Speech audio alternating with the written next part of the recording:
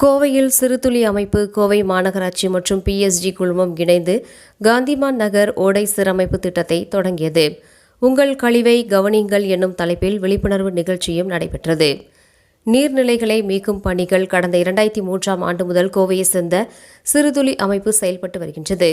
இந்த நிலையில் கோவை மாநகரின் முக்கிய நகர்ப்புற நீர் வழித்தடங்களில் ஒன்றான காந்திமான் நகர் ஓடையானது காந்திமான் நகர் காவல் நிலையம் அருகே தோன்றி ஃபன்மால், PSG மருத்துவமனை, உழவர் சந்தை உள்ளிட்ட பகுதிகளில் வழியாக சுமார் 13.5 கிலோமீட்டர் தூரம் பாய்ந்து இறுதியில் இர்கூர் ஏரியில் கலக்கிறது.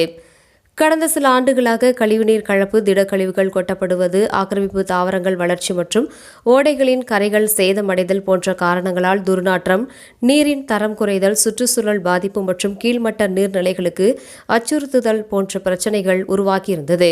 இதனைத் தொடர்ந்து கோவை மாநகராட்சி, PSG குழுமம் மற்றும் சிறுதுளி இணைந்து ஓடையை புனரமைக்கும் திட்டத்தை செயல்படுத்தியுள்ளது. முதல் கட்டமாக 3.5 கிலோமீட்டர் நீள பகுதியில் சீரமைப்பு பணிகள் நடைபெற்று வருகின்றது.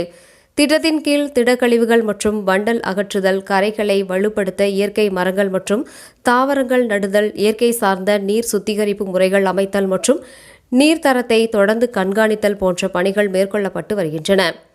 இந்த புனரமைப்பு முயற்சியின் ஒரு பகுதியாக உங்கள் கழிவை கவனியுங்கள் என்ற பொதுமக்கள் விழிப்புணர்வு நிகழ்ச்சி கோவை GV ரெசிடென்சியில் நடைபெற்றது.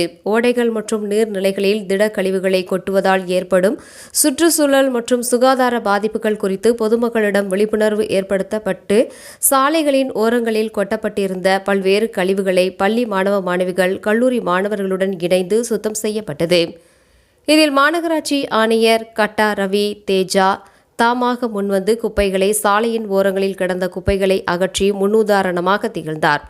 நிகழ்ச்சியில் சிங்காநல்லூர் தொகுதி சட்டமன்ற உறுப்பினர் கிரி பிரசாத், PSG சன்ஸ் நிர்வாக அரங்காவலர் கோபாலகிருஷ்ணன், சிறுதுளி அமைப்பின் நிர்வாக அரங்காவலர் வனிதா மோகன், சிறுதுளி அரங்காவலர்கள், மாநகராட்சி அதிகாரிகள், தன்னார்வலர்கள் மற்றும் பொதுமக்கள் கலந்து கொண்டனர்.